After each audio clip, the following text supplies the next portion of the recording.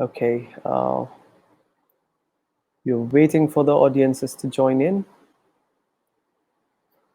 All right, so let's start the panel discussion.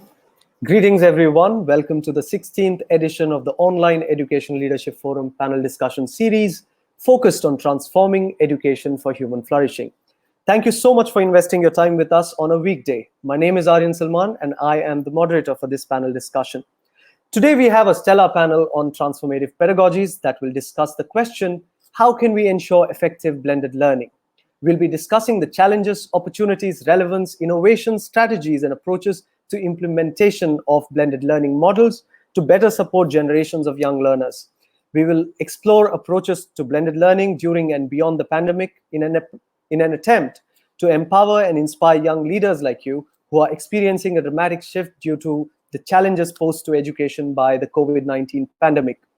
Also, we will be sharing relevant and related resources with you after the live broadcast. So do check out the event page on our website, globalcitizenshipfoundation.org, after 72 hours, or follow us on our social media profiles to receive the latest updates on the same. In the previous season, that included 15 editions, we explored the various dimensions of education in the times of Corona and beyond. The recordings of the previous 15 panel discussions and the live broadcast of this panel discussion are available on our website and on our social media channels, including YouTube, Facebook, and Twitter. So join us on our social media pages and be part of our current and future initiatives.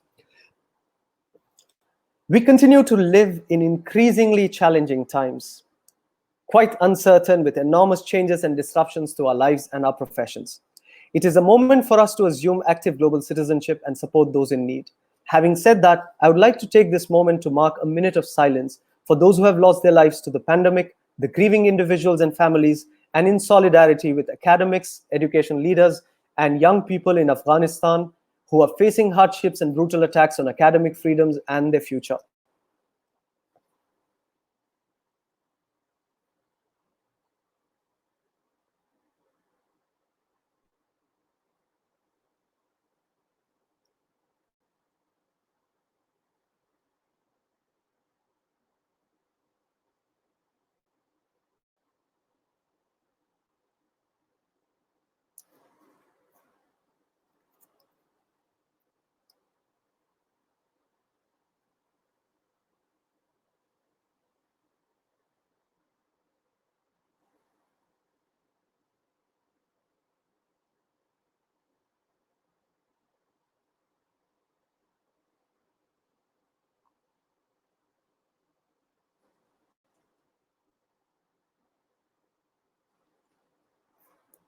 Now we ring the bell to thank and honor the healthcare workers, our educators, and others on the front line who carry out essential roles selflessly, continuing their day-to-day duties inside and outside the home in support of us all.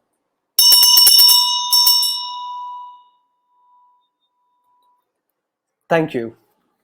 The Online Education Leadership Forum was started to provide a platform for educational leaders to shape, empower, influence, and advance the discourse on and be a springboard aiding action towards transforming education for human flourishing. The COVID-19 pandemic has pushed educational leaders, educators, and practitioners to rethink pedagogies, content, delivery, technologies, and strategies. The pandemic coerced students and educators to adapt to a new normal by adopting online learning, one that bore little resemblance to the way educators engaged before the pandemic. It would be safe to say we are at a pivotal moment in history as we see the reshaping of educational landscapes around the world. As many countries have either reopened or are preparing and planning to reopen educational institutions, hybrid learning and blended learning models such as flipped classrooms and supplemental blended learning have received considerable attention and focus in efforts to better support young learners. Many today believe that blended and hybrid learning is the way forward and the future of how we educate generations of young people. Though recognized as approaches that provide greater student agency and learner autonomy in choosing their own ways of learning, it has also raised concerns such as inequitable access exacerbating the already existing digital divide, poor implementation owing to limited upskilling of educators in blended or hybrid learning pedagogies, and challenges in implementing consistent, credible, and effective assessments. It is in this context that through this stellar panel, we reflect on questions such as how How effective can blended learning be? Are existing blended learning models sufficient, or is there a need to innovate blended learning to suit the emerging situation? How can countries implement blended learning the right way? And in general, how can we ensure effective blended learning? Through the online Educational Leadership Forum online series, the Global Citizenship Foundation and the Council for Global Citizenship Education are committed to support educational leaders and educators by connecting experts, practitioners, and educational leaders from across the globe to discuss and share critical and innovative ideas, best practices, and perspectives aimed at transforming education for human flourishing. So our goal today is, whatever your role is in the education sector, that you will come away with something, a new idea, a fresh perspective, a new strategy that you can apply to be more successful at doing what you're doing best, while ensuring the much needed continuous professional development required to transform education for human flourishing. So here's the format to give you an idea of what to expect. First, we'll take a few minutes to introduce you to our stellar panelists from China, France, India, the United States, and the United Arab Emirates. Then I'll kick off the conversation by opening the floor to the panelists. During the discussion, you can engage in 3 ways. You can use the reaction button at the bottom toolbar to express and encourage the panel. You can use the Q&A tab on the right side and ask your questions during the panel discussion. And the third thing that you can do is use the chat box to express your ideas and join the discourse actively. In the second half of our event, we will focus on and highlight your questions on the screen and address them live. This way we can create a learning and engaging experience for all. The idea, after all, is to navigate the present and upcoming opportunities, issues, and challenges together to transform education for human flourishing. Sounds good? Great. Let's get started with the panel introductions. Such a great pleasure to welcome Dr. Anatoly Oleksienko. Dr. Anatoly Oleksienko is the researcher of international higher education whose scholarship shapes contemporary understandings of governance and leadership dilemmas in university systems affected by institutional rigidity and managerialism.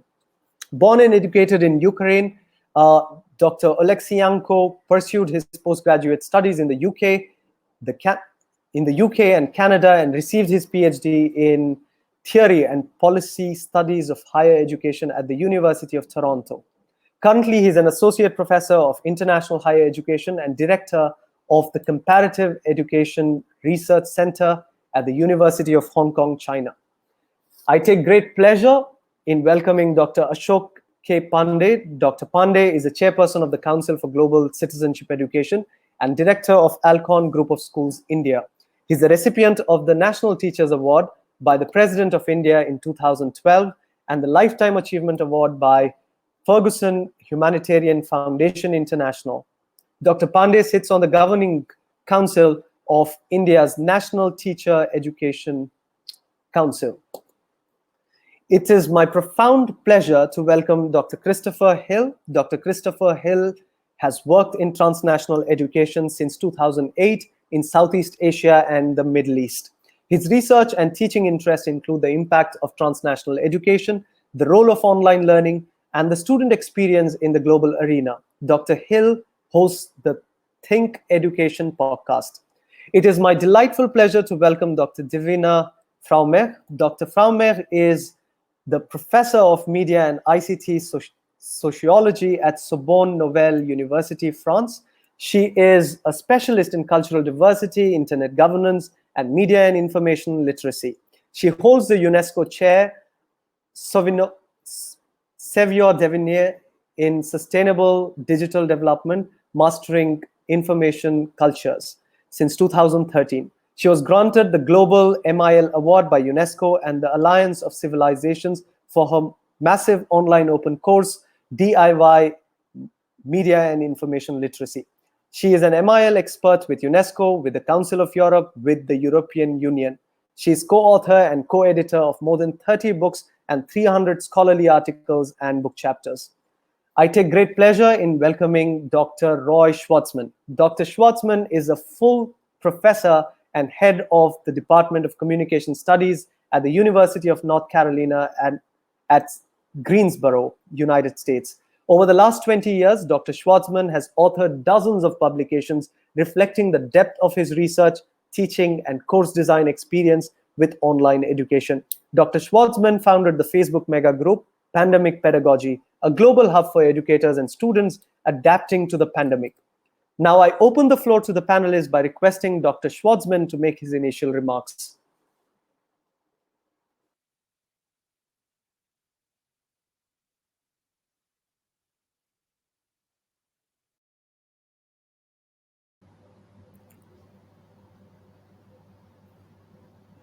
I think he's muted. Aryan? Yes, Dr. Schwartzman. Lost connection. All right. So sorry about it. Dr. Schwartzman will connect with us as soon as he can. I'd request Dr. Christopher Hill in the meantime to make his initial remarks. Thank you. Thank you very much, and it's a great pleasure to be here. Thank you for the invitation.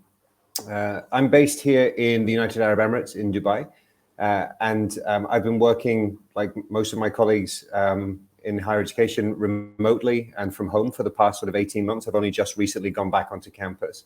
Prior to the pandemic, I was doing some sort of online teaching or blended learning on flipped classroom, been working in that space for a while, but obviously like everybody else had the baptism of fire with the one day you're on campus, one day you're home and, make do.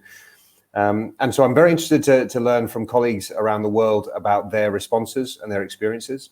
One of the biggest issues I've had with online learning, and I think one of the questions that speaks the most to how do we ensure effective blended learning is the issue of engagement. I know there'll be a lot of conversations about assessment and sort of monitoring and practice, but I think good teaching comes down to engagement, whether you're face-to-face or you're online. And that's been a particularly difficult issue to manage here. I've taught for 4 terms with no cameras on. So students don't turn cameras on, which makes the use of online learning very, very complicated. And there's issues of engagement, issues of interaction, issues of understanding, issues of are people actually there and participating. And so I think one of the questions we perhaps could unpick a little bit, and this is less about the use of technology, and this is more about a pedagogical use of how we teach, is how we engage people. And I think that's a fundamental question for us as teachers in the classroom as it is online. And I think that issue of engagement is critical. The technology doesn't need to be flashy. It doesn't need to be perfect, but the method of engagement needs to be very, very strong, because without that, we're obviously a little bit lost. So I've experienced the positives and negatives. I've enjoyed the flexibility. I've seen my students flourish from having that sort of independent learning and access. But I've also seen the other side where there's very much a barrier between what's happening in the learning space. And I think that's a fundamental question we need to think about throughout the course of this panel. I think that might be less than 5 minutes, but maybe somebody else can take the extra time. So thank you once again for the invitation, and I'm very much looking forward to hearing what colleagues have to say and information to share. Thank you so much, Dr. Hill. I yield the floor to Dr. Oleksienko. Hello, everyone.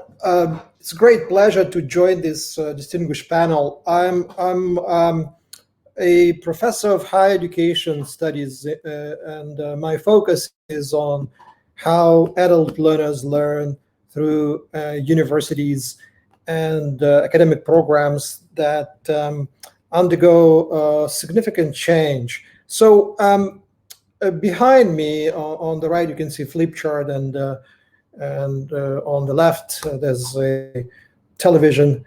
And these were innovations years ago. And frankly speaking, when I came to this room, these teaching means were not deliberately placed, and I didn't choose just to project them and talk about them. But then I realized they're here, right? And I would never use them in my class. Now, in all my classes, I use primarily Zoom or other platforms, Teams. I engage all the means that exist online somewhere there. So all these other means become in the rooms or in the classrooms become really redundant. And my focus in this panel probably will be more on design and management of the courses. I was in charge of establishing a master degree program in higher education, I worked with the managers of universities and colleges who help develop services for students and faculty members. And from that point of view, I always thought about the services organized by those who would be able to think independently, but also listen to others and try to understand what are the needs and learning styles that these students that come to campus have, and how these differences could be accommodated on the campus. So for me, the blended learning process is that management of various resources that campuses have, but also resources that students on the other side of the learning platform may not really understand well or may not be able to work with, right? So resources.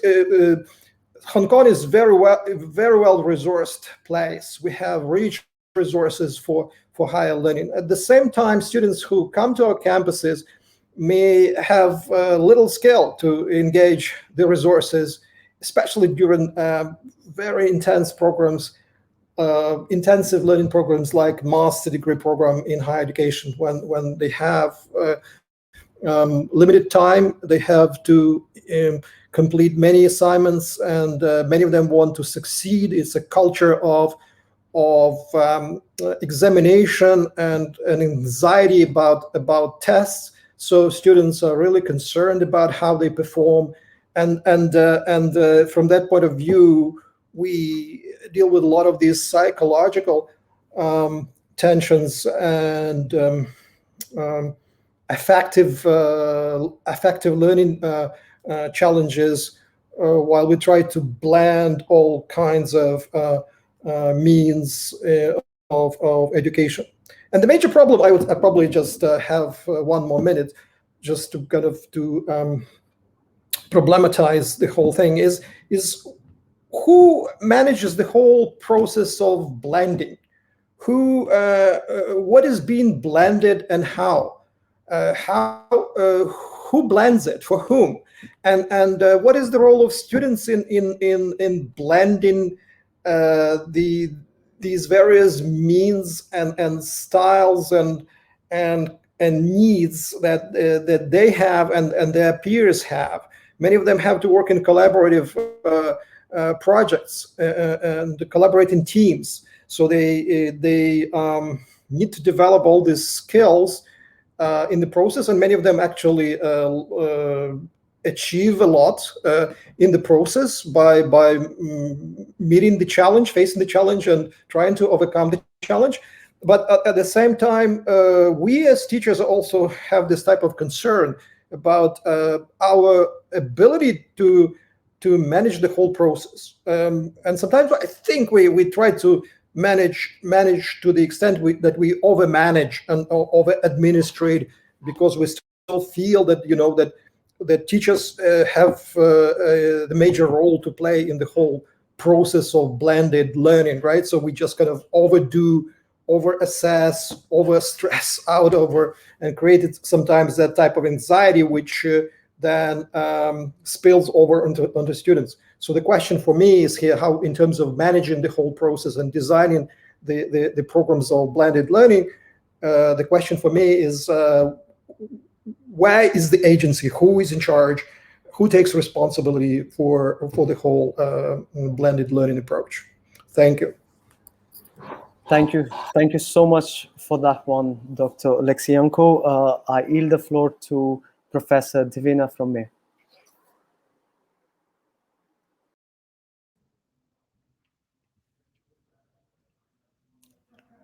Yes, thank you, Ariane. Thank you all for having me. I'm very happy to share experiences. I think, like a lot of us who have been 18 months without face-to-face with students and exchanging about this experience, it's important to share, because I think it's crucial that we don't go back to the old blended, that we don't go back to teachers at university putting a PDF on any very classical LMS system and leave it there. So I come from a big experience that we conducted in Europe, creating massive online courses as the new way of going blended. We created a platform that is available in several languages, that is called Echo Learning. And we tried to take into account the positions of participants, including in mobility. They're able to download their courses on mobiles, so that, and also people with disabilities. And so that the engagement part is partly covered with this idea that you do it at your time and in whatever place you're comfortable with. That was before COVID. This experiment that we conducted in Europe was not fully successful, not in the sense that the platform is not working and etc., but in terms of adoption by universities. Universities definitely saw MOOCs as a kind of challenge to their monopoly on education, design, and the certification.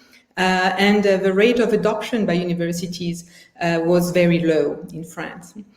Even and in the rest of Europe, actually. So we really moved more towards the e-learning per se, the learning sphere, on higher and mostly continuous education. And I think that's definitely where a lot of the needs are appearing. And so to complement with some of the issues my colleagues have already pointed out, I think with COVID, what we realized is that we could move online, but the limit now is teacher training and the training of trainers, which is to say the capacity not just to do it for yourself, but to also transfer that capacity to train others and get that kind of autonomy. Because I think if we don't do that, we're going to go back to the old normal. And I don't want to be there, because I think there are advantages to the blended. A lot of resources are already out there. Some people have learned, they liked that and would like to continue. Some students also have found a pleasure in some of the resources. And so I'm working at the moment on MOOCs that we call SMOOCs, meaning social MOOCs, participatory MOOCs if you want, and we're moving towards T-MOOCs, transfer MOOCs, which is to say training people to create their own content, design their own content, and feel comfortable that they are not starting from scratch and they're not losing the quality that they are in the habit of expecting of their own teaching. So I would put the emphasis on that. And we have been helped actually by a combination of structures. And I think we've all become, and it's part of a T-MOOC, adept at using several platforms and not depending on just one. We've all learned, of course, about Zoom, etc. And there's a Zoom fatigue, but there's also Zoom energy. And so a combination of depositing content, then activating it via Zoom workshops, etc., putting it on some social media so as to share and receive feedback, and then reappropriating this on the platform seems to me one of the virtuous cycles we've all learned to develop, or where I would like education, live or online, to go to. So that's definitely one of the elements. And to go in the sense of, I think it's Dr. Hill who was mentioning that, the need to engage is not about being IT perfect, but it seems to me it's connected to what I call remix culture that is out there among our students who have resources that we don't think of, we're not aware of, but that may work, that they can share. And so the transfer MOOC is also partly transfer from the participants and across the participants, taking advantage of a relative wealth of resources that are out there, but are not all academic, but can nonetheless be extremely effective. And one of our jobs, maybe as people who are training them, is to help them decide the quality of a resource and how to use it when it's external and not just university validated. So I think to me, that's what's going to keep people motivated, sharing, participating. And what I try to develop also theoretically, and I'm not the only one, and I'll finish there, is this idea of e-presence. What is it to be present online? And for me, the idea of presence is because I don't think being distant makes you far. We've seen that we could do a lot of things like now, we're looking at each other in the eye. We have e-presence right now. So it's not so much presence, distance that is a problem. The real problem is absence. When people drop out, when people feel this is not for me or I can't achieve there. So that's the real fight. To me. But e-presence is about cognitive knowledge, of course, cognitive presence. It's about emotional and social presence. Having the courage to participate, to contribute, to criticize without demolishing somebody. These are skills we need to learn to put in place in this transfer of knowledge. But also, e-presence is about designed presence, being aware that each platform has a design, and this design is constraining. And my problem right now, especially with Europe, is that these designs come from America, and they come from commercial platforms whose interest is flux, is collecting data, and is not necessarily pedagogically designed. And so I'm urging the EdTech, the educational technology people to please come and modify, make more dynamic our traditional LMSs, allow us to incorporate several other apps and structures so that we can have a dynamic and engaging form of blended learning. Thank you. Thank you so much for that take, Dr. Frommer. In fact, I just want to build on to what Dr. Frommer had said about LMSs. So we have TraverseLink that you can go have a look. It's traditionally, it's quite different from the traditionally available LMSs. So do have a look. It's from Europe. So that's one interesting take we have. In the meantime, I would ask Dr. Schwartzman to please make his initial remarks.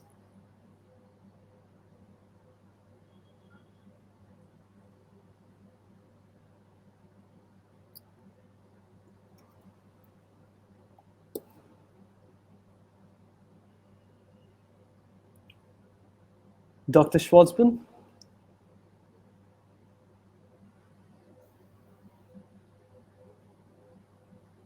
Yeah. All right. Yeah.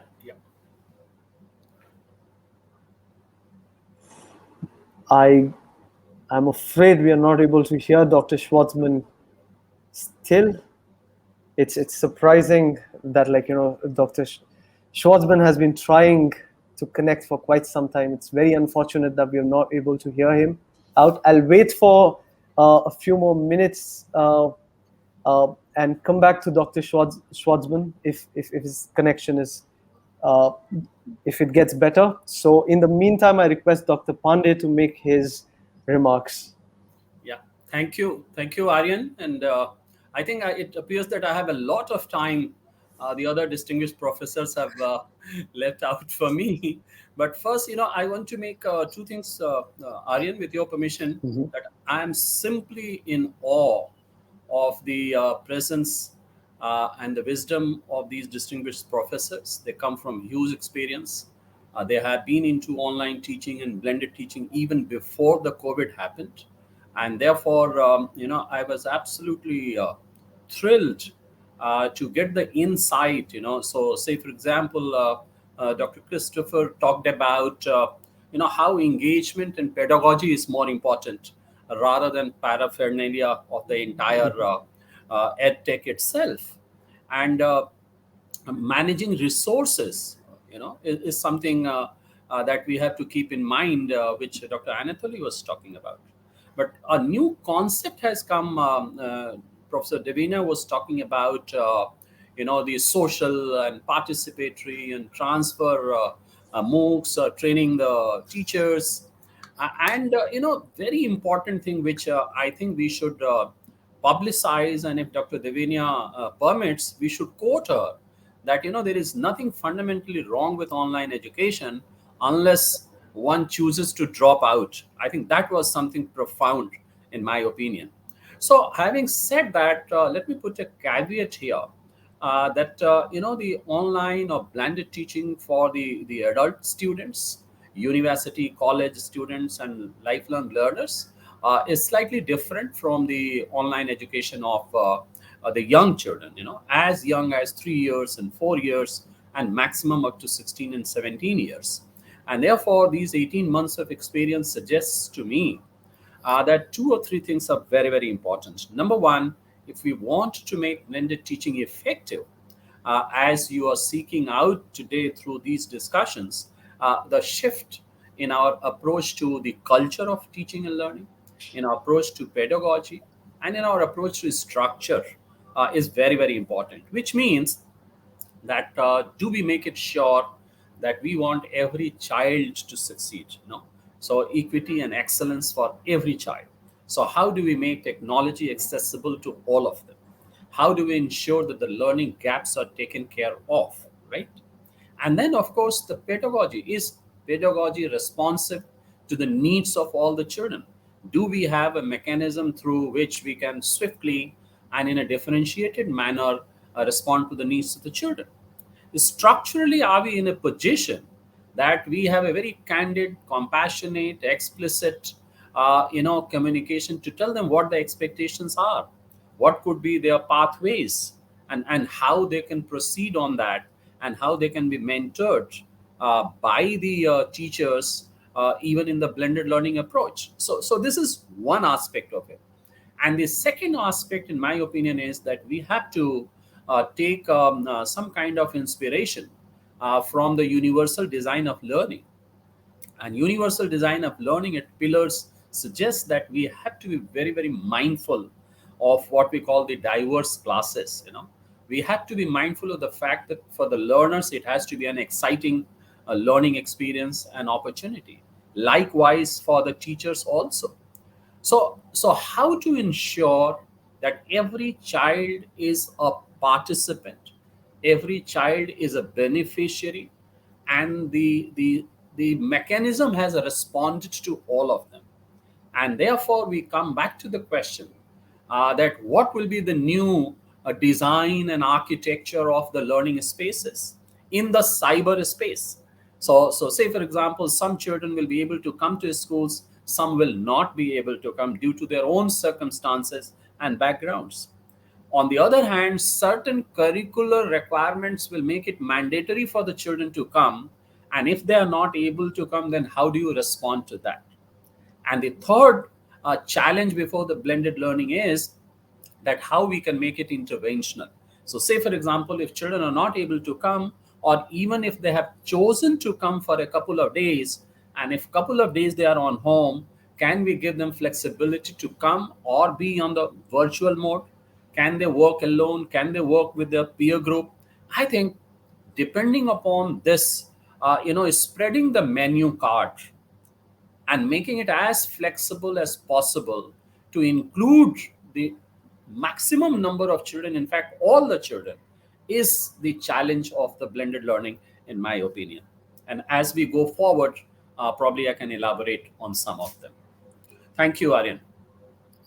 Thank you so much, Dr. Pandey, for your take. So we'll get into the next round of our discussion. So here we have the panelists round of questions. So I would request Dr. Pandey to ask one question to any of the other panelists. My question for Professor Devina is ready. Madam, please elaborate upon your SPT MOOCs, social, personal, and transfer. Please. It's going to be difficult in a few minutes, but it's true that we had to work a lot on the pedagogical design, and the major idea was to try to withdraw the teacher from being the center of attention, and not just be a teacher. And so one of the first ways we did it was by having a lot of intermediaries between us and the teachers. We had volunteers, we had mentors, we had tutors, and they were acting by proxy in a way, and they were making it easier for participants to address us. Then we would have live events where we would have Q&A, moments of questions and answers. But in fact, as a result, we decided that, in fact, teachers and trainers need a lot of scenario training. Okay. And that was a major request that came, particularly we've done a few MOOCs with Tunisia. And among the 3 or 4 scenarios that were easier to do online and that the teachers adopted, one of them was enabling people to debate, how to debate. Not just putting people in one room, 2 camps, and sending each other insults, which, and when you take topics like mine in media literacy that are related to disinformation, to hate speech, you are looking for trouble in terms of how to deal with these issues. But debating became one of the favorite tools for sending messages, for having peer interaction, for people who would not dare usually venture an idea or a question. Because in fact, as soon as we tell people, a debate, you can prepare it 2 or 3 days in advance for several hours. You don't get there just and hot. We cool. And that can be prepared in the workshops for that. So that was very successful. Another thing, of course, which is to do with all our blended approaches, and they often are based on the do-it-yourself approach and learning by doing. And so one of the things we've done is make people play the role. And for instance, in disinformation, we ask people to play the role of a fact checker. People think usually, fact checkers, that's a job as journalists, there's very few of them, etc. We tell them, no, there's a few tools. You can use TNI, reverse I, etc. And you have a hunch that this is a fake news, well, check it.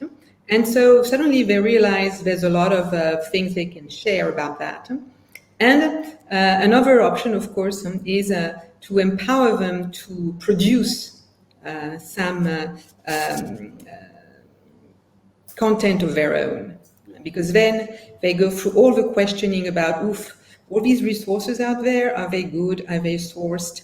Is mine is enough verified, etc., etc. So taking a tool, and of course you have Instagram, you have TikTok, you have plenty of ways today with the social media of creating some resources cheaply.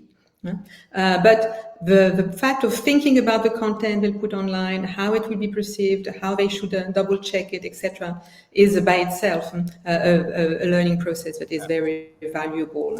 So we've been reinforcing these 3 or 4 strategies. There's many others, but already giving them this spectrum from the exchanging to the creating yourself and daring to publish it and suffer the consequences, etc.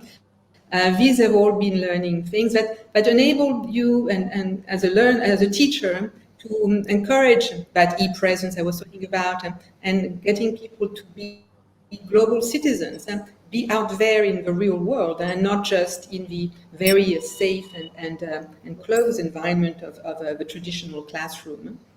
Thank you, Professor Devina. You have received many claps and vows from the audience. You may acknowledge that. All right, Professor Frommer, if you can ask one question to any other panelists on the dais, that would be great.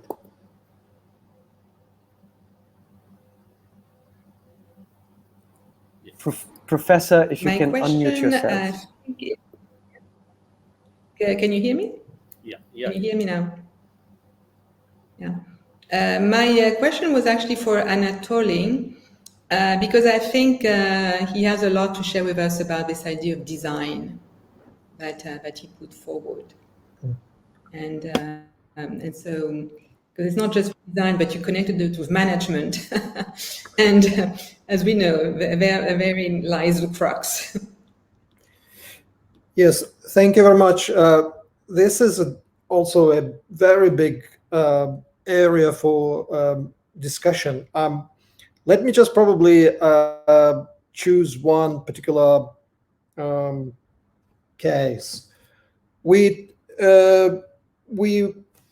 always think about the role of teachers in the process. To what extent teachers should be in charge of the whole process? They definitely play a significant role in terms of setting the whole course and also creating the assessment scheme in terms of formative assessment and summative one. And at the same time, they are viewed by students as somebody very important. So students usually expect that teachers would guide them into the process of blended learning.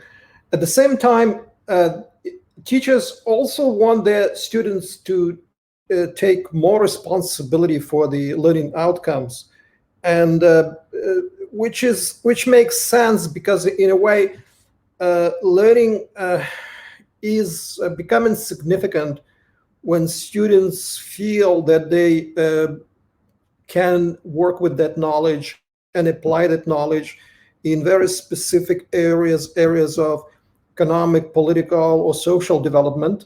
So they need to develop that sense of agency in the whole process. At the same time, there's a gap, I think, which is developed in the process. And this gap, I attribute this gap to the technological change. The change that takes place pretty much all the time, and the change that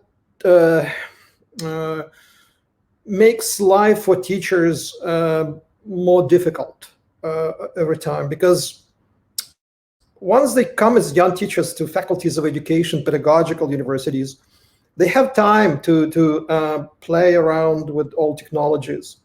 They have time to read and engage with peers and probably even become develop leadership skills in terms of using the technology, because they have time. But once they move into profession, their time for learning reduces because they have other demands. They have to manage their students, and very often we find that they deal with minutiae, like with small things, administrative work, responsibilities of that kind, and their time for learning significantly reduces. They definitely develop those practical skills while working in classes, but their ability to work with innovative products, with innovative processes, actually seems to be reducing over time. So the question for designers is how to create these communities of practice for teachers who can continue to learn when they move out of pedagogical institutions and move into schools or colleges and universities. How these communities of practice can continue to contribute to the peer-to-peer sharing and education, how this professional lifelong learning can be sustained over time. So for designers of these blended learning programs, it's pretty much a question. I take it to probably to a larger policy level. discussion in terms of how teachers are supported.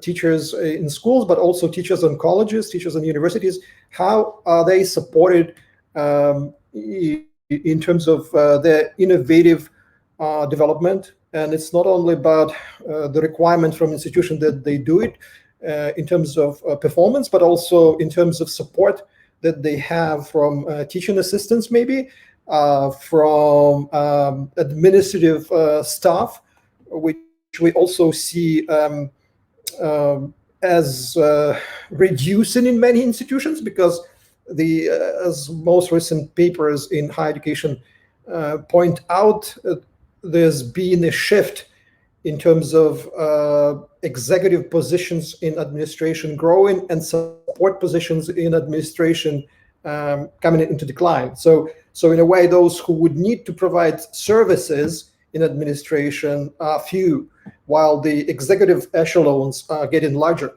So the question is like how we really create those types of policy environments where teachers are encouraged to develop blended learning approaches, but also get more of this admin support, admin service rather than I would emphasize services in particular, not administration, not management, not top-down management, but services to the processes of teaching. So that would be probably. I just kind of made a couple of points here. I probably will not try to monopolize the time. I know that other colleagues have some valuable things as well. Thank you so much, Dr. Oleksienko. I would request you to ask one question to any of the other panelists. I would like to ask Dr. Hell about the point he made about the camera students trying not to use cameras. Do you see it as a problem or as an opportunity in terms of freedom of learning, in terms of the agency? Does that create more freedom or agency, or does it create more problem for the learning process? Thank you. Thank you. I think it's an excellent question. And I think the answer dramatically changes depending on the perspective of the person asking the question. Because I've had conversations, the bulk of my students are all teachers. And so I've had some very surreal conversations where I'm looking at a black screen and I'm teaching on a module about ICT and engaging learning. And my students are complaining that their students don't turn on cameras. And my students are saying it's so difficult to teach when you can't see people's faces. It's so hard to engage. It's so hard to, et cetera, et cetera. And I'm going, you understand the irony, right? That your camera's off. And like, yeah, no, we know. But we like the freedom of having our camera off. Okay, so there are, I think it's neither one nor the other. Certainly there is tremendous freedom in being able to sit in your own space, dressed how you want to be, relaxed and listening or engaging in a different way. I think this maybe comes back to Protovinia's point about we don't want to go back to the old way. And I think the question we need to ask is, in a face-to-face classroom, were we fully engaging our students? And the answer is, of course, no. Not all students are engaged all the time just because they're face-to-face. And so I think because the pandemic wasn't online learning in the sense that it could have been, it was disaster relief, or it was panic, or it was, the first couple of months or the first couple of weeks, people thought, oh, it's going to go away. And then we panicked and we didn't know, and people are worried about jobs and health. And there's a lot of my students had multiple people learning in the same house, sharing devices. And so the environment was very fraught. And then I think as we got through 2 or 3 terms, people settled into a rhythm where they're like, no, I'm comfortable learning like this. And the barrier was the teacher saying, but I can't see you. And if I can't see you, I don't know you're there. And if I don't know that, and a lot of it's holding on to an assumption of what engagement is, and a view of traditional teaching. But that aside, I think there is something very much about the interaction that happens on a human level, about being in the same room with people, whether you're able to read their body language, whether you're able to simply have a sense of community that isn't necessarily built on the digital. And so I think the answer is neither yes nor no. And I've experienced it both at the same time in one class, which is always a very strange occurrence. And I think one of the things your question highlights, and I think this speaks to again to Prof. Davinia's point, we need to, and indeed to your own initial one, we need to very much think, how are people learning? You know, the emphasis is not on the teacher, the emphasis should be on the learner, and how are they receiving the information and how are they processing the information, and what is the best way to do that. I did a bit of research pre-pandemic and then during the pandemic about online group work and sort of behavioralism and how people construct groups and how they engage. And it's very interesting that actually the social aspect from a visual perspective was much lower than what I assumed it would be. The flexibility, the freedom, the engagement were positives. Time management and technology were sort of the counter. But the actual visual seeing people wasn't as high as I thought it would be, from a sort of everybody stuck in the house, you want some form of human contact. And indeed, we had at the beginning of the pandemic, we were sort of running these, additional seminar and workshop groups within our standard modules because students were craving connection. And even in that crave of connection, they didn't turn their cameras on.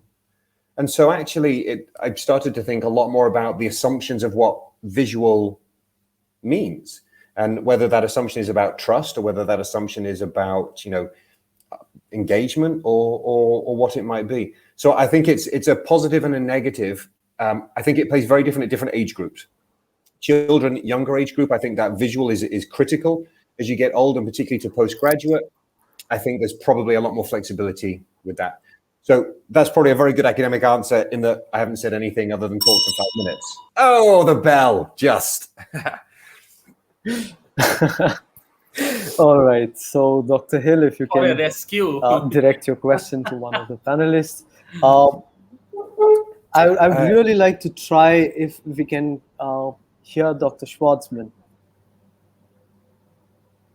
Dr. Schwartzman, if you can just say hello before Dr. Hill asks his question, that would be great. Okay. I need some help from the audience. Can you hear Dr. Schwartzman? This is really unfortunate for us that we could not hear Dr. Schwartzman. In the meantime, you can look at the draft that Dr. Schwartzman has shared with all of us. So I think that's a very interesting document. So thank you, Dr. Schwartzman. I'll try coming back to you again. Dr. Hill, I'm so sorry, you can please ask your question. No, not at all. I think I'd like to, I have a question for almost everybody, but I think I'd like to ask, or in a sense, give Dr. Ashok an opportunity to maybe give us a little bit more information about this equity and access issue, because obviously those of us that work in the online space, online learning was going to be the savior of education pre-COVID, and cost, access, equity, they are massive problems, and we're fully aware of this. And so I'm very interested to hear more of your thoughts on how we more readily acknowledge and begin to deal with this. I don't ask to solve, because solve requires a tremendous amount of infrastructure and resource. But I'm just very interested to hear your further thoughts on the issue that you brought up. Absolutely, thank you, Dr. Hill. You have been very kind in asking this question. First of all, you just imagine that these many children, more than 300 million children in India alone were home locked, right? And we said that we are doing things through digital and things like that. But even globally also, it is not more than 50% of the children who had access to technology.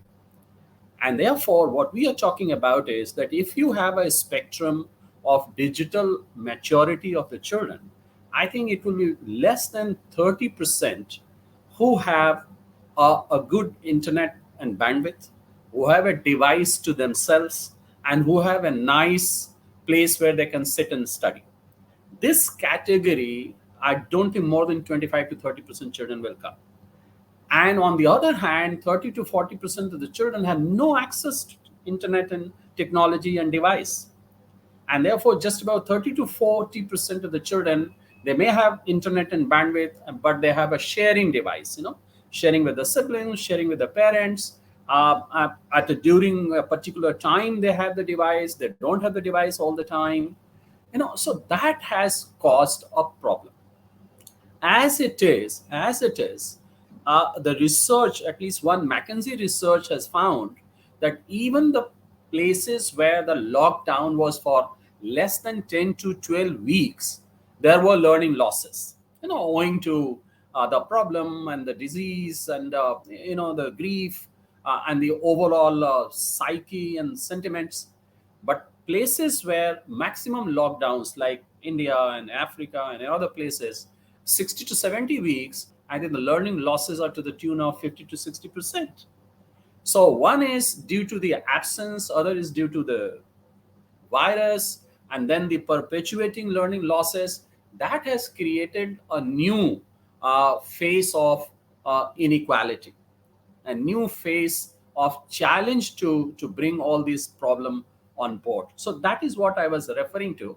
And therefore, this equity and excellence has become a new challenge for the educators, for the governments, and for the policymakers. So that was the thing that I was trying to make out in my opening remarks. And since you have already given me the permission not to think of solutions at this stage, I think highlighting the problem is something that I have done. Over to you, Dr. Christopher. Yeah. All right. Thank you so much for that, Dr. Pandey. I had a question for Dr. Schwartzman from his discussion. However, I think we'll try reconnecting with Dr. Schwartzman. So in the meantime, I have this particular comment with which I would like to begin the moderator's question round. So as you can see the question here by Ulana, so she shared this: the choice to have a camera off also relates to the matter of the peripheral learner. The key is how to move them to a position of centrality that is keeping the camera on. So would you like to take this question, Professor Hill? Okay, well, thank you for the promotion. Yeah, it's a very good point. And there's been a fair amount of literature and discussion talking about why people don't put cameras on. There are cultural issues, there are religious issues, there are bandwidth issues, there are a host of, and they are all perfectly valid. And I think it's entirely possible to have a conversation where you say pedagogy dictates you really should have your camera on so I can see you, which is a valid argument. But the cultural norms or the individual experience of the learner is an equally valid one. And so they are neither right nor wrong, right? They are very contextually bound. But this term about the centrality of the learner, I think is an excellent one. And this is what I was sort of trying to get at in my waffle when I was answering the question, is what is important for the learner and the way in which they learn information. Because obviously, we can argue relative success or failures of MOOCs, but the engagement with MOOCs is done as an independent learner and is very reluctantly through camera engagement, right? There are methods where learning takes place very successfully that doesn't involve the face-to-face. And so I think it's a useful term to employ. How do we put the learner to the center of the experience? And so how do we build a learning experience that is engaging and informative and is perhaps interactive in other ways that doesn't involve the visual, where the visual is not possible? We've experimented with things like the main room of the class. Most students have their cameras off, but maybe when they go into the small breakout groups, they turn on the cameras because there's less people. But I found that the barriers to putting on a camera are greater than the concern of the student over loss of engagement. And until the issue of I can't have a camera pointing in my house, or I can't have a camera where I don't have people recording me, or I don't have the bandwidth to do that, until those questions are acknowledged and dealt with, the ministry dictates you must have your camera on, but people don't put the camera on. You must have your camera on for exams, but you don't. So you're then looking at penalizing somebody who has very real contextual, values for not putting them on, and that becomes a discriminatory process. And then the counterargument says, well, you'd be face to face if you were in a classroom. Yes, and so you go back and forth and back and forth, and we cannot. This is absolutely digital. It's not binary, right? There isn't a simple solution to this problem. There isn't a simple, and we've solved it, because the massive disparity in access and engagement and opportunity is such that this is not a single experience. And then, Dr. Anatoly pointed about how do adult learners learn. There are different ways that we learn as we grow, within the process. And so there's no single answer to this. And I think too easily, online learning or blended learning or hybrid learning or digital learning has been dismissed as, well, it wasn't perfect in the pandemic. Of course it wasn't perfect in the pandemic. We're in a global pandemic, right? Nothing's perfect. So, I think putting the learner central is a very good way for us to begin that conversation, and then we build from that. Yeah, Aryan, may I come in here just quickly? Absolutely, Dr. Pandey. I think Dr. Christopher has perhaps said the last word on this problem, and I would only, venture to add to that is that this quarrel over camera not being on is not worth our time, because as he rightly put, the reasons for not putting the camera on far outweigh to the efforts that we make to put it on. And therefore, I think learning and engagement should be the primary focus, right? Because at the end of the day, we cannot regulate and we cannot make it mandatory for a variety of reasons. And therefore, as educators, we have to, innovate as to how we can teach effectively just looking into our cameras on our laptops rather than bothering about whose cameras are on or not. I think that is the lesson at least we have learned in these 18 months. Thank you so much for that one, Dr. Pandey. Yes, Professor Alexia. Can I also speak on that issue? Thank you, Lena, for that question. In fact, I had this dilemma, and I approached one of the students. I asked them, why do you keep your cameras, off, and isn't it better just to communicate with each other with open faces and so on? I said, no, it's not. Actually, the faces distract from learning, because, and I realized that once in the past, they would sit in the class and they would face and see me, and maybe sometimes with peripheral vision, one of their peers. But once the faces are open and you have a gallery of 30 faces, you pretty much begin to jump from face to face and examine emotions, reactions, and whatnot, and you actually lose on the quality of listening, right? And so I began to experiment with that myself, and I said, okay, I will listen to you, and I will switch off my camera. And we will be in equal position. Everyone switches off their camera, and we just listen to each other. It turned out that I began to walk around my computer and think when they were talking, and my listening ability suddenly improved because I was listening to what they were saying rather than dividing my attention between what was said and what I was observing in their faces. And the literature on blended learning pays actually a lot of attention to this affective learning, right? Just affect in terms of emotion, which the issues of why we liked to be learning with particular kind of people or with a certain type of a teacher. So what was generating our affection for the learning space and the learning process, right? So we often forget about the emotional aspect of learning as being something very significant and contributing to satisfaction of the learning process and making the whole learning outcome much, much better. which then we observe probably in the scores for teaching, for scores for design of courses, and so on and so forth. So I would say that sometimes these types of questions about open and closed spaces might be really philosophical. Thank you. Thank you so much, Professor. I wonder if I could add something here. Can you hear me? Yes, yes. Welcome. Wow. Welcome, Right. Mr. Roy. Yeah, I'm. First of all, I am not ironically enacting what we've just been talking about.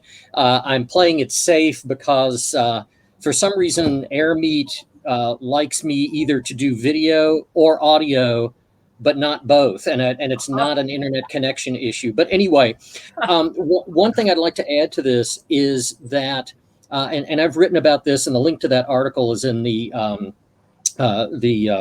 Dropbox file that I dropped into chat. I think one of the things that we have to take into account is how we have relocated the site of learning, and in online components at least, largely to these, quote, home spaces. Now, home is very problematic.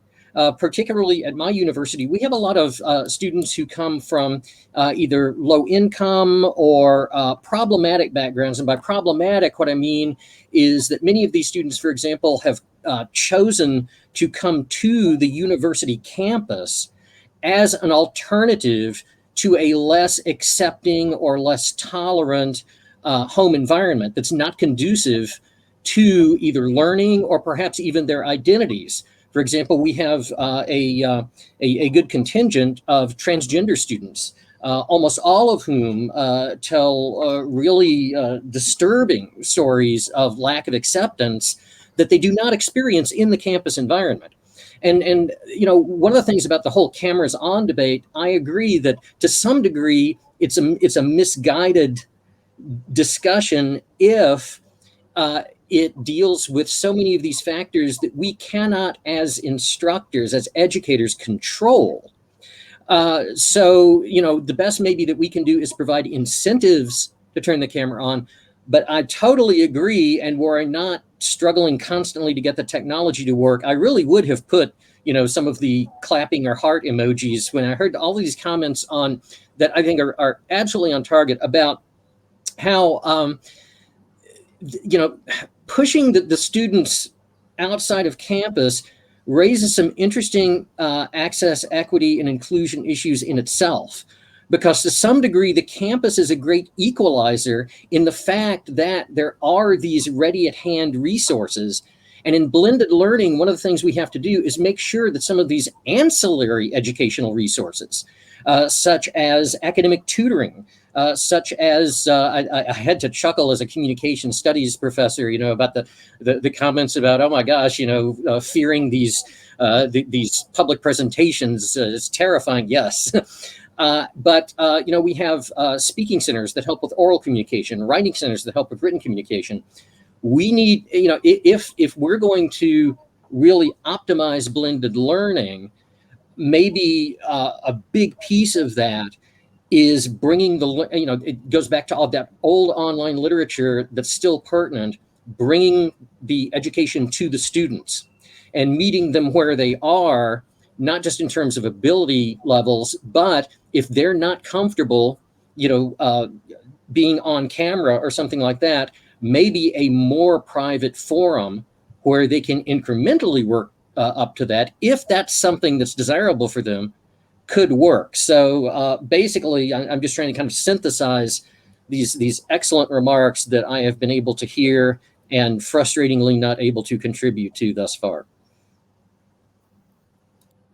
Thank you so much for that one, Dr. Schwartzman. My question to Dr. Oleksienko, and perhaps to everyone on the panel, is this: what are the pitfalls that one should avoid while implementing blended learning? So if you can share a few with us, that would be great help. I will focus probably on three major pitfalls that I experienced during the last decade, and that's first one would be making assumptions about students' capacities to handle collaborative and cognitive assignments in the process of blended learning. So different cultures have different perceptions and different ideas of what it means to work with a teacher and with a peer. They have different ideas of where knowledge has weight, authority, and in that regard, it takes time for the peers from different cultures, let us say Chinese culture and Hong Kongese culture, which is a West-East, East-West blended culture, as well as the Western cultures students coming from the West, coming to the same class and receiving the same assignments, may not only be able to understand the value of doing this assignment either independently or in collaboration or on the supervision of the teachers. So let me just kind of, if we need more examples, I can just delve more into that. But the other one would be pretty much about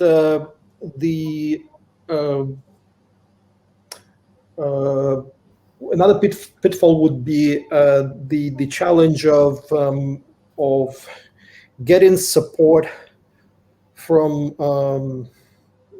the institution in terms of their capacity to provide services, technological services to faculty members and to students, right? Just in general, the universities tend to develop infrastructures which have a one-size-fits-all type of user, but they don't go into these differences, and that's what my colleague Professor Fraumex was saying, that these developers do not give us enough flexibility really to play around with the different designs of the program, and we have to be prepared for these types of limitations when we design our courses or programs. We always have to keep our aspirations probably a little bit lower, just kind of trying to target and go with the simpler solutions, despite all the discourse of how great technologies are and then how much innovation we already have in place and so on. So we have to really keep in mind that disadvantaged learner that may not have enough of these capacities and resources and abilities to engage with all types of collaborative designs. So, and the third one would be pretty much the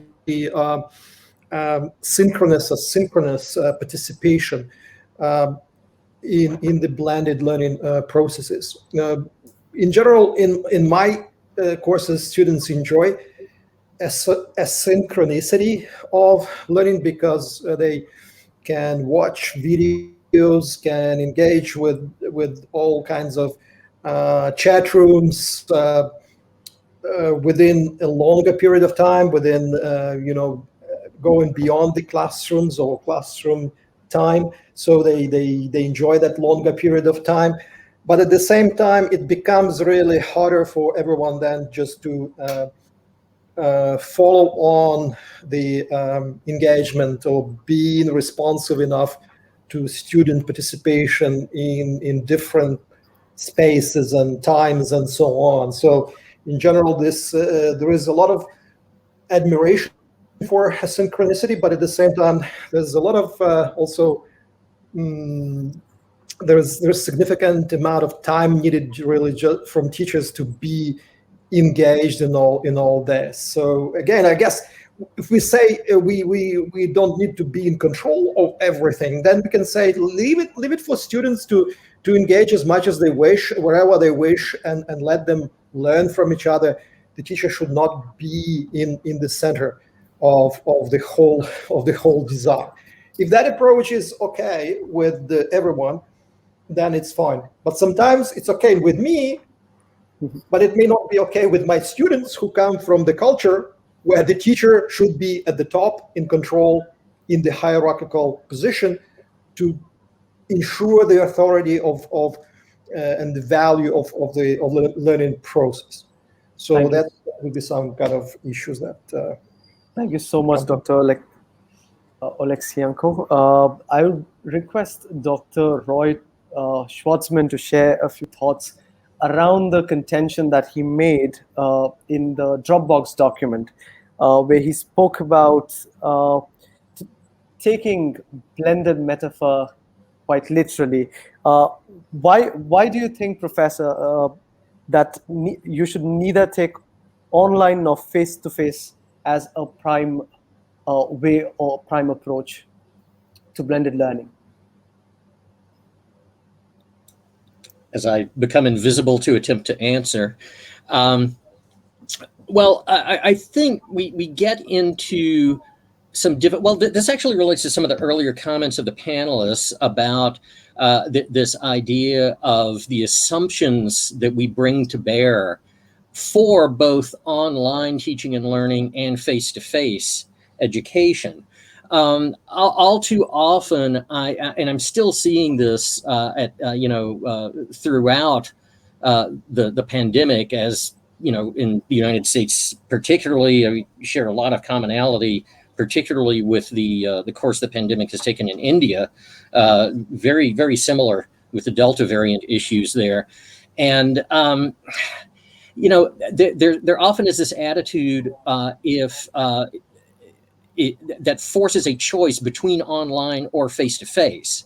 And ideally, the whole idea of blending is mutual enhancement, that you're leveraging the particular strengths of each modality. You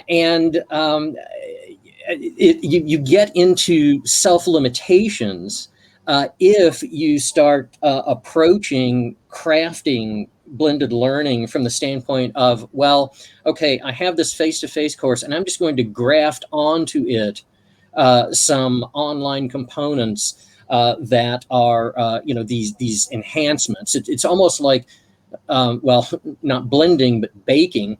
You're baking a cake, and and basically these online components are the little decorative parts of the cake that you put on there, and you think, well, because there are these flashy multimedia components, maybe that will increase student engagement.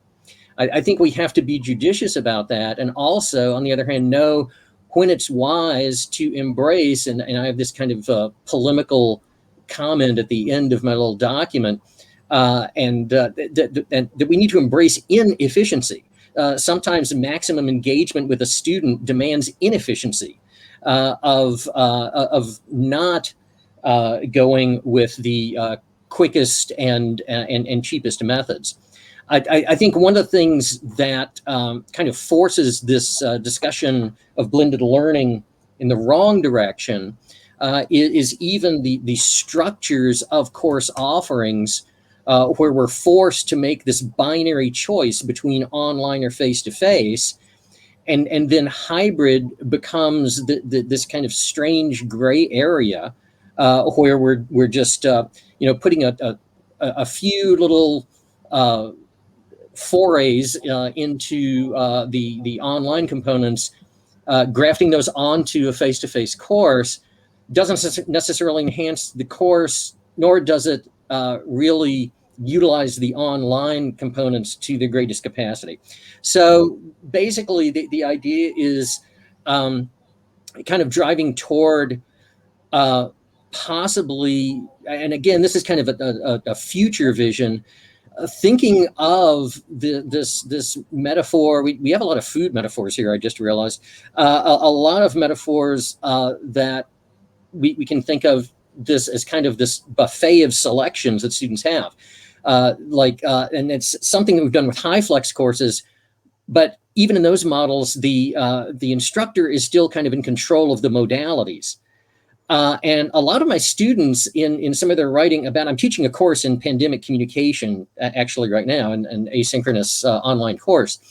And a lot of these students are talking about they really want to be able to move back and forth between modalities within the course. It gets to this notion that Dr. Frau-Meigs is talking about of the remixing culture, right? I mean, they want to blend these different modalities and be able to navigate from one to the other.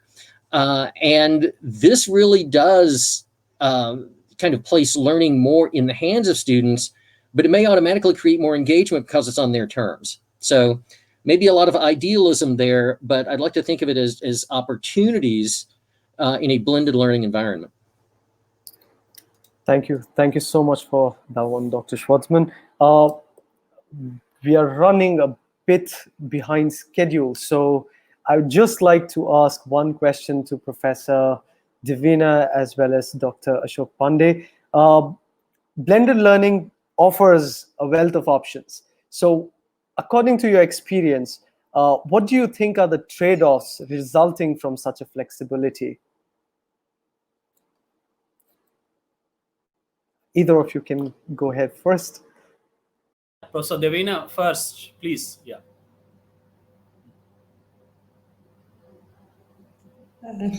Professor Pandey, I was sort of hoping you would take it. All right, others can just come in. Yeah. Can you rephrase it, please? A trade-off idea. I'm not sure I understand your purpose here. All right. So, Professor, when you look at blended learning, there are a lot of options that there are, right?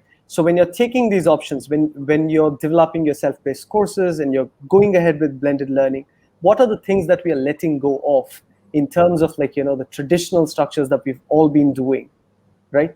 So for good or for bad, what are the things that are going off? I think it depends a lot on where you are in the educational regions. So I can only speak for maybe France and a bit larger level Europe. What you're letting go is your ego as a teacher, because you are trained to be in the center of knowledge for your students, and suddenly you're not anymore. And somebody who has a very good YouTube channel on your topic is going to be the right resource, and it's not you. And so you have to accept that and actually use that as a way of keeping the conversation with your students. And so you have to let go of your own representation of your profession as you were trained in a non-blended learning system. We're asking something very hard to our generation because it's we're in transition, basically. But most of us, and I totally agree with Anatoly, most of our decision makers, they're still coming from the old system. And they don't see the advantage of going blended. I have a feeling that a lot of my colleagues in Europe, and not only there, are still very reluctant to go. So the pandemic has compelled them to do so. But for instance, clearly in Europe and France, I see that the thing people want is to go back to the classroom, go back to. So it's going to be a battle to start telling them, research shows actually there's been more engagement than you think. But yes, you're right, they're still very independent on paper. So why don't you go first online, etc., and then do the paper? You don't put the paper, the PDF or whatever first, Let them find that at the end of the course and maybe start from there and engagement first, and then give them the chunk of knowledge you want them to carry forward. And so there's a lot, I think I'm trying to resonate with some of the other conversations. A lot of work to do on ourselves and our profession and what we want it to be. And there are, of course, several models. Canada, other places have shown us that there's other ways to represent the teacher as a co-designer, as a co-learner in many other cases. But it's still, the institution is still not allowing teachers to do that much. And so you run the risk of just being qualified by your other colleagues as somebody who is pandering to students, trying to please, a crowd pleaser, blah, blah, blah. It's really, I think, at this level where we are now, probably the biggest obstacle, not the trade-off, but the biggest obstacle is definitely how we have constructed universities, bricks and mortar, and how now we are asked to deconstruct them and do something else. And as Professor Schwarzman was saying, it's not fair to make it an or if, because we are capable now, as for the wealth of this transition period, we can do all of it. And in my experience, we're still going to maintain paper, but the different MOOCs I've done, for instance, our platform and other platforms, they allow you to download some nugget of content, some part of your unit or some unit of granule or whatever, and fall back on it, and go back to it. And a lot of the projects I've done, the students have asked to have, a synthesis, something, the 10 things to take to download them and to put them on paper. It's an answer to the question of access. When not everybody can have access, not everybody is connected, when the bandwidth is not good, falling back onto these things is having this option is still very valid. And all these messages you have to make the decision makers listen to. And they won't, because they have to have quick answers, and it goes down to budget in the end. And they don't want to put most of the budget time where it's needed, which is to say the training of all the teacher body to this change in the representations of a profession. We are still central in the sense that we are a resource. We can be benevolent listeners and pointers to different directions, etc. But it's hard to say, well, okay, we're going to pay you to give advice. So we have to change a lot of things, including the vocabulary about how we describe ourselves, what evaluation is about. At the end of the day, the student will always ask you, what's my grade? And what I'm telling my colleagues in France, I don't know if the word will translate in English, but when you give an assessment, when you give your paper, in France it's called devoir. You surrender, you give in a duty. I mean, what vision of education inherited from the 19th century calls the paper that you're giving in a duty? So a whole revision, it seems to me, of vocabulary has to be done for teachers to move forward in their heads, so that the decision makers can also move forward in their heads. For me, they are the biggest obstacles. I'd love to leave them behind. Yeah. Thank you so Aryan. much. Yes, Dr. Pandey. So I think very quickly, thank you, Dr. Devina. You have saved me also. But this blended learning, Aryan, if you talk about, it's about balancing the losses and the profits, right? If we have to have, let go many things, I think we have got many things as well. And we have taken many things upon ourselves as our responsibility and duty. So first of all, despite compromises we had to make to that authoritarian ship among the teachership, that, well, we are responsible for you and we will do everything possible on the online teaching. Haven't we done that, right? And then sometimes we went overboard as well, that we thought that no, whatever could be done face to face, let me try why it cannot be done on the online also. So I think we have gone sometimes positively overboard also. And that could be counted amongst one of the pitfalls also, which Dr. Anatoly was talking about in the beginning. But the only thing is, despite everything, I think teachers have made it sure that the learner is in the center of everything.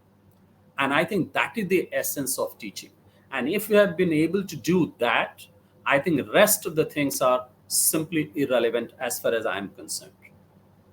Thank you so much, Dr. Pandey. Now we are opening the floor to audience questions. So we have a few questions here. I'm flashing one of the questions here on the screen. This is from Atharvazad. And the question, if I pronounce your name correctly, please help me with pronouncing your name in the chat box. So in the meantime, the question goes, how to ensure effective blended learning in countries with relatively low or insufficient internet and penetration rate, given this mode of learning is quite probably going to be a predominant one? So who is this question addressed to? This question has not been addressed to any particular panelist. So who would like to take this question forward? More of face to face.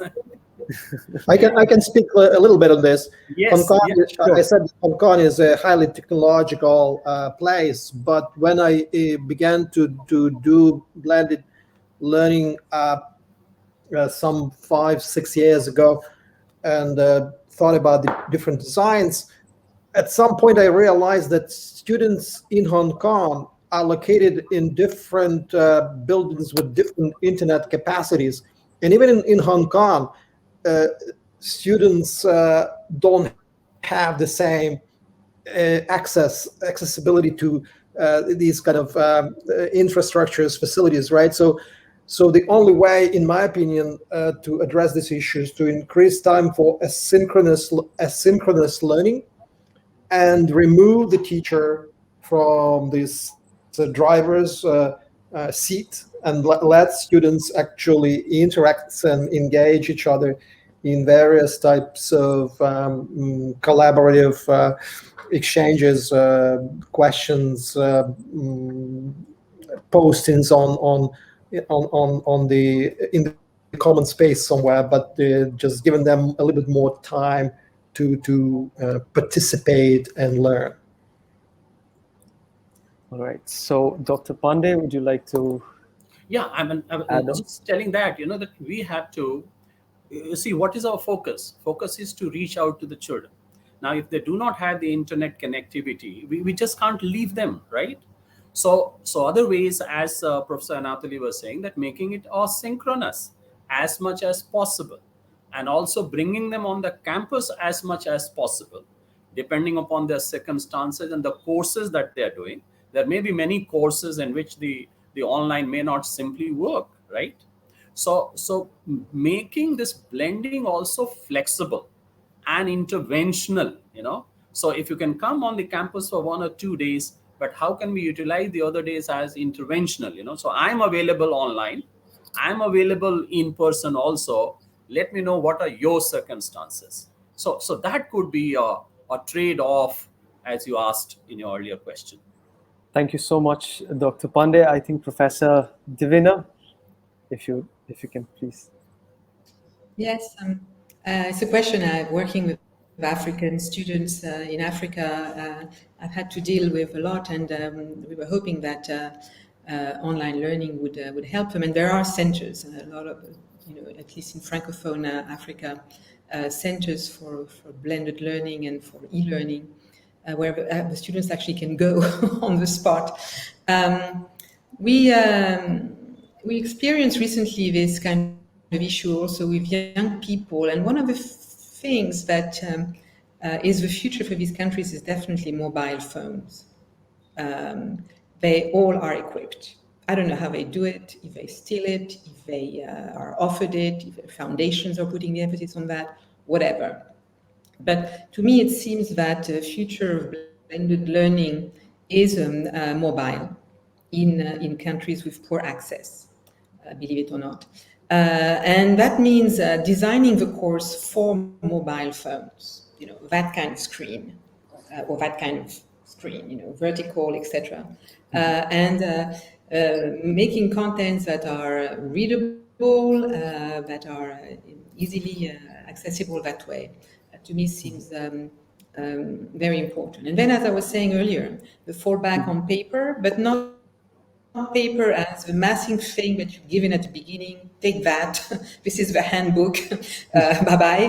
But as what are the takeoffs and what are we keeping? What is the important stuff that you have contributed or we have contributed? That's there. And then don't forget the communities of practice. Don't forget that people have many ways of sharing practices. One of my best experience is having students and women calling in a radio station with their questions and their learning question. The journalist in the radio station consulting internet and then giving on the radio the internet response so that they can apply it on the ground. So the mix of high-tech and low-tech, again, is another kind of blending that we should not deprive ourselves of. And people can be very creative that way. And I have trust. Thank you so much for that one, Professor. So the next question on the stage, this is the question, especially topical today, is the condition, status of flourishing. So in the context of refugees and migrant educators, their access to digital teaching tools, pedagogical support, and professional continuity. What might be some of the resources available to them? So basically, what are the resources available for educators to foster blended learning? If the panelists can share some of the thoughts on this, it would be great.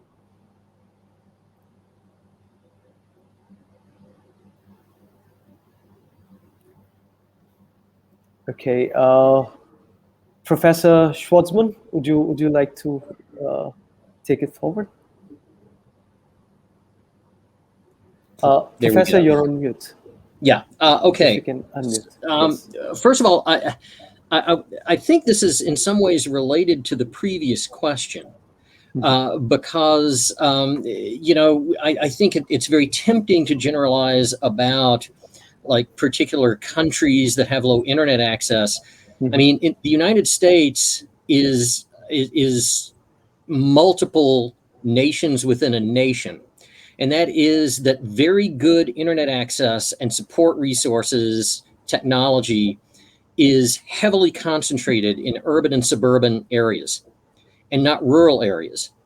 And it also maps to income and race. And I might add that from the standpoint of students who are from migrant and immigrant populations, the very first thing that needs to happen, and I'm talking from the student perspective, and we can look at the instructor perspective also, but the very first thing that has to happen for any of these things that we're talking about is a change in mindset, that internet access needs to be understood as something that is not a privilege that is then monopolized by commercial providers for profit. I remember when I was teaching a fully online course, and I went to a conference in Australia, and I was just delighted because there were internet cafes on every block. It was just so easy to go online. Come back to the United States, and even in the middle of New York City or San Francisco or something like that, theoretically you have great internet access, but it's pay to play. So, for example, you would have to go into a fancy hotel lobby and hope you didn't get kicked out. So, as far as the okay, I'm seeing clarification of the question. That starts getting into that starts getting into incentive and reward systems professionally for educators, and some of you might be able to speak to that. There's also an equity issue on the instructor side. During the pandemic, I mean, we had particularly some of our part-time instructors literally teaching their courses from the parking lot of the university because it was the only Wi-Fi. It was the only Wi-Fi available for them. So, yeah. Yes, if I may add, I had also a different interpretation of the question. Professor Frommer, you're on. Yeah. We have MOOCs for migrants. So of course, the answer for me is always going to be MOOCs because they are available online and they're free. What we realized when we conducted courses or experiments with migrants is that the big mistake we're making was to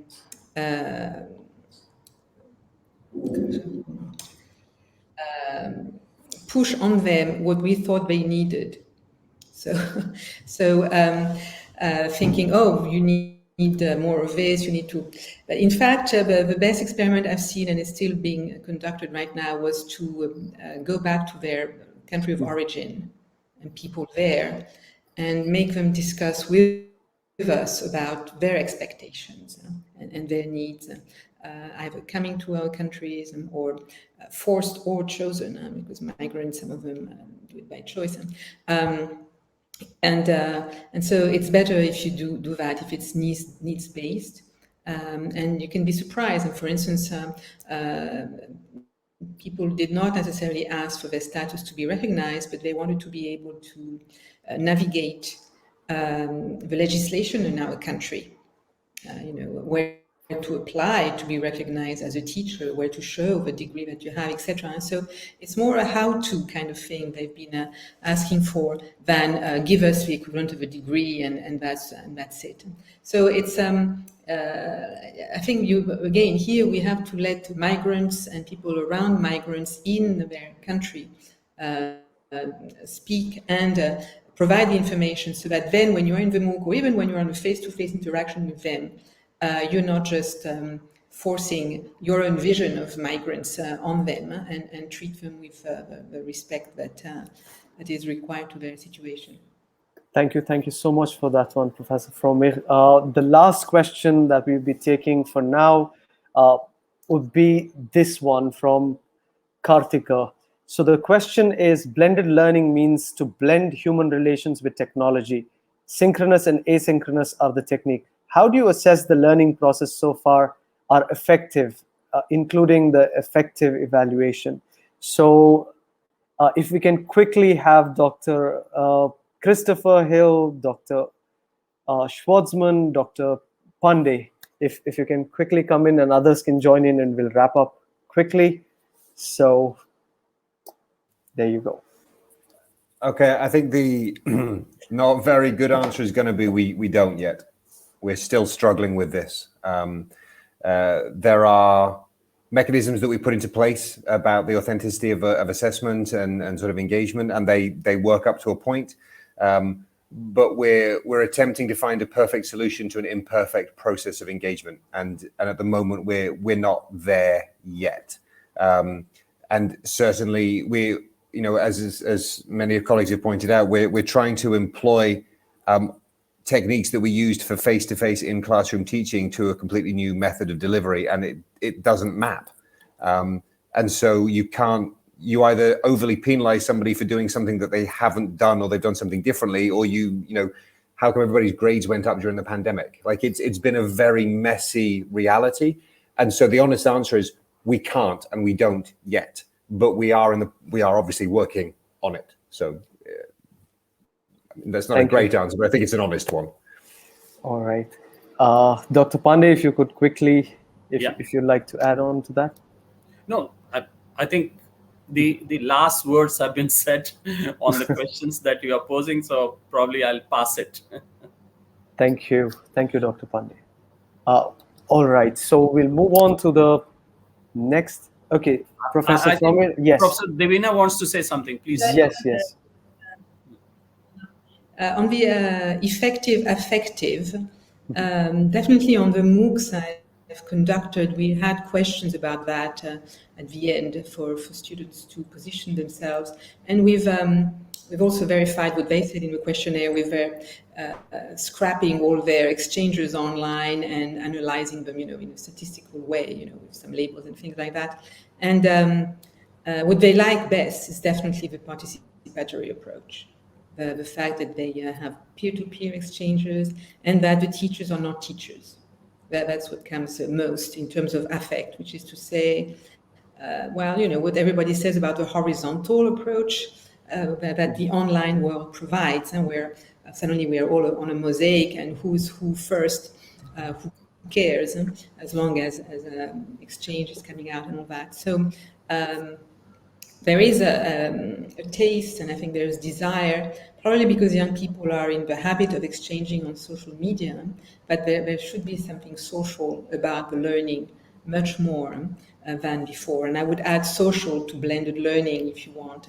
Social blended learning as maybe the best way of expressing, I think, what we all have been saying here, that one of the lessons we've learned is that knowledge is not just something that's out there cold and in marble. It's something that is like a dough. I'm going to continue the cooking metaphor of a blender. It's a cookie dough, okay? and it has to be, massaged in different directions so that the message gets across. Thank you so much for that one, Professor Frommer. Finally, we have come towards the end of this panel discussion. So I have one question where each of the panelists will spend about 45 seconds to 60 seconds to just respond.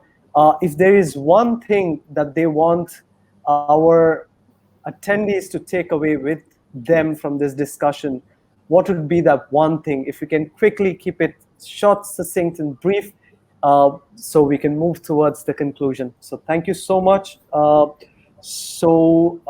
like to go first? So, okay, let me take the brunt first. So if there are some pure students among your, attendees, I think the takeaway for them is that there is a lot of hope and optimism in blended learning, and blended learning is going to stay here, and therefore they have to respond to it, and by keeping their cameras more often on rather than off. And for the teachers and educators, the takeaway is that, we have learned a lot in these 18 months. We are still learning, we are evolving, and we'll make this blended learning perhaps a new norm in the manner in which we will have the best of both, face-to-face and online. Thank you so much, Dr. Pandey, Professor, Dr. Schwartzman, if you can please share your thoughts. Sure. I think that one of the most urgent needs we have regarding blended learning is that we need to continue these food metaphors, very hungry for more concrete evidence of efficacy. And we need to get much more granular in, for example, our student evaluations of teaching. It is incredible that we still use in many universities the exact same teaching evaluation forms for online, face-to-face, blended courses. And we need to, in a word, listen to the students, find out what's working, and adjust our practices in light of that, and then negotiate the relationship between what works with the students and what our student learning objectives and educational outcomes are. Thank you so much, Dr. Schwartzman. Dr. Hale? I would say I agree with what everything's been said. I would add we can't be afraid of change. We have to let go of some of the things. The beginning of the pandemic, we wanted to go back because back was safe. And that's very normal, very human. But back wasn't perfect. And there are many things within the educational space that were flawed.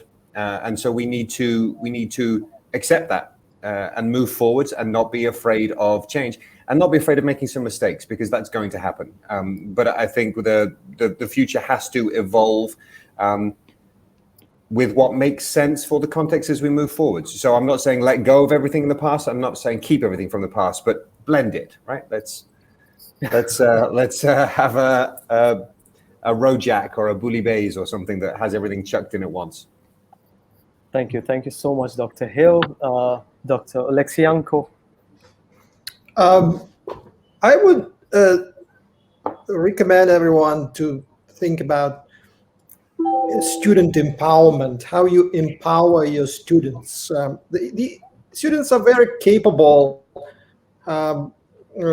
people and who can learn from each other, often much more than they learn from their teachers. And they often appreciate freedom of learning. And teachers' freedom to teach and students' freedom to learn are interdependent in many ways. And we need to really understand how these two processes enrich each other. And at the same time, I would say all that empowerment and enrichment and freedom can probably come more into reality, into play, when we experiment more, when we innovate more, when we allow ourselves to go beyond, as Professor Schwartzman just mentioned, like going beyond and trying just to understand how we cross those boundaries, how we learn more and outside of our traditional boxes. So that would be my major advice. Thank you. Thank you so much, Dr. Oleksienko. So finally, we have come towards the end of the panel discussion. No, part Dr. of the Devina meeting. is left. Dr. Devina. Oh, I'm so sorry. Yeah, proceed. Yes, Could I say this One yes, minute, yes, Professor one Frome. Yes. You can't steal that. No, I'll just to go behind after you. I would say we should look at it the other way around. In fact, maybe what we've learned is that universities are probably the biggest platforms, in fact, but they don't see themselves as platforms because they are looking still behind the brick and mortar presence, but they also are online platforms, and their influences in young people's ways of behaving. And they're definitely, and I think we've all more or less said that, the biggest place for youthful sociability, the screen, being on screen, showing.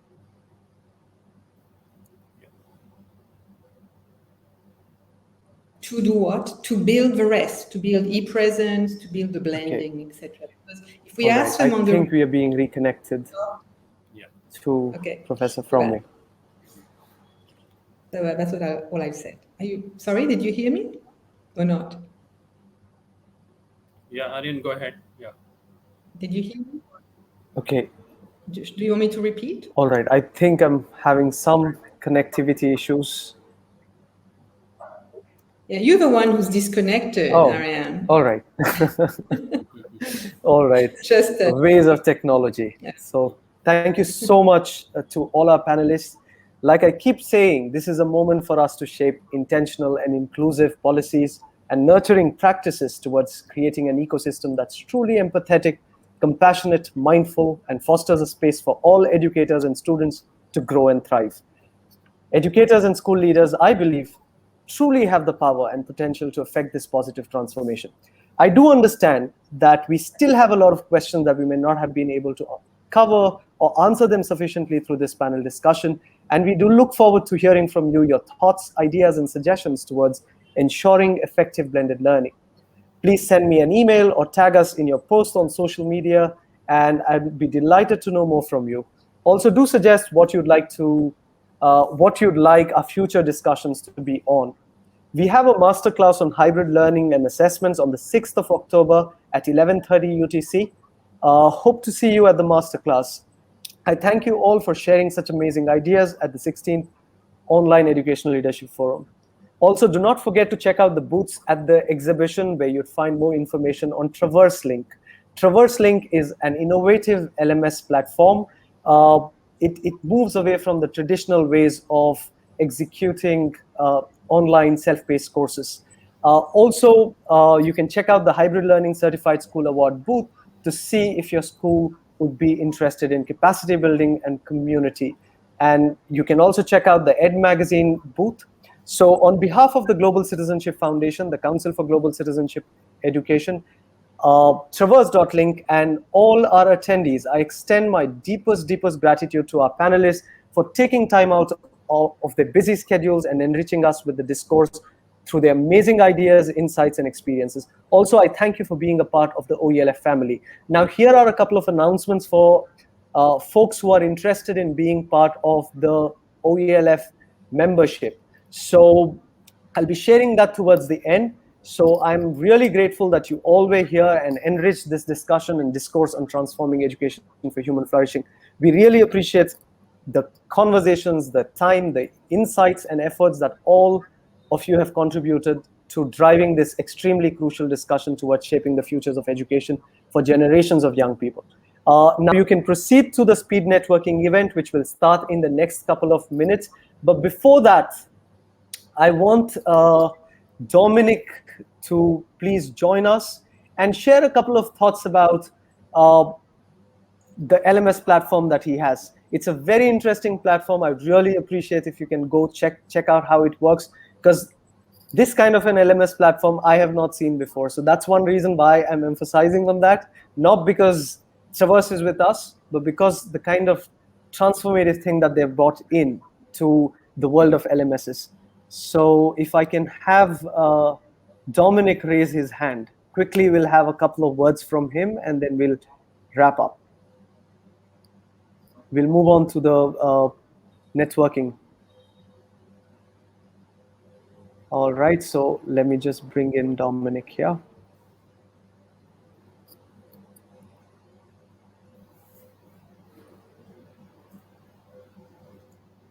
All right. All right. Okay, ways of technology, like I tell you. So we'll try connecting with Dominic, but in the meantime, I wish you all happy speed networking. See you soon. Until then, take care, stay safe, and spread love and compassion. Our world needs it more. So take care, bye-bye, and stay safe. And once again, thank you to all the panelists. Thank you, Aryan. Thank you. Thank you, panelists. Thank you. It Yeah, was a see you great at learning the experience listening to all of you. See you at the speed networking. Thank you, Thank you everybody. so much. Thank you. Bye-bye. Bye.